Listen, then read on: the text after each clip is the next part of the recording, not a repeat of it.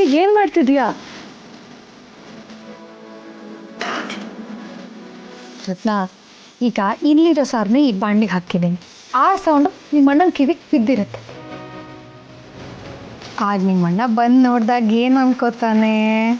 ಓ, ನನ್ನ ಹೆಂಡತಿ ಮೊದಲಿಂದ ಅಡುಗೆ ಮಾಡ್ತಿದ್ದಾಳೆ ಅಂತ ಅನ್ಕೊಂತಾನೆ. ಕರೆಕ್ಟ್. ನೋಡಿದ್ರಾ ನನ್ನ ಸೊಸೆ ಎಷ್ಟು ಬುದ್ಧಿವಂತೆ. ಮನೆ ಒಂದು ಮಾಡಬೇಕು ಅಂದರೆ ನನ್ನ ಸೊಸೆ ಯಾವ ಹಂತಕ್ಕಾದರೂ ಹೋಯ್ತಾಳೆ.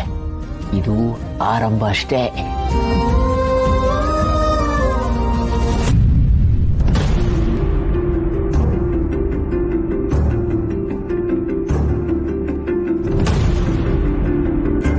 ರತ್ನವ್ವ,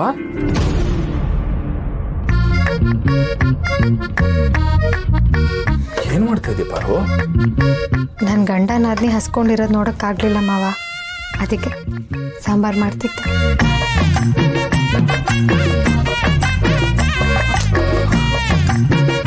ಏನ್ ಪಾರು, ಬೆಳಿಗ್ಗೆದು ಮಾಡ್ಕೊಂಡಿದ್ರೆ ಆಯ್ತಿತ್ತಲ್ವಾ?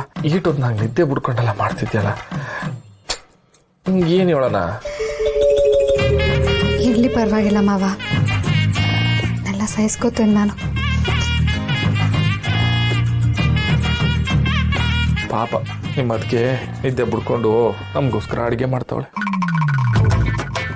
ಸರಿ, ಮೊದಲು ನನ್ನ ತಂಗಿಗೆ ಊಟ ಹಾಕು.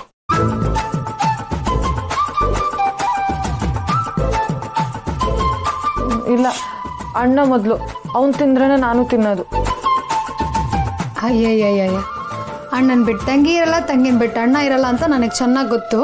ನೀವಿರಿ, ನಾನೇ ತಿನ್ನಿಸ್ತೀನಿ.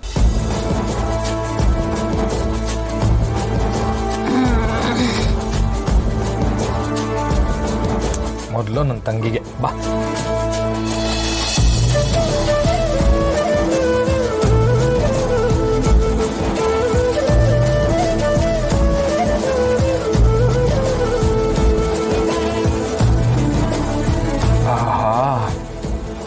ಇದು ಅಮೃತ, ಅಮೃತ.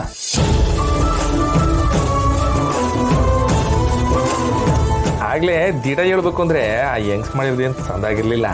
ಇದು ಇದು ಅಮೃತ ಅಲ್ಲೇನವ? ಹೌದು ಅಣ್ಣ.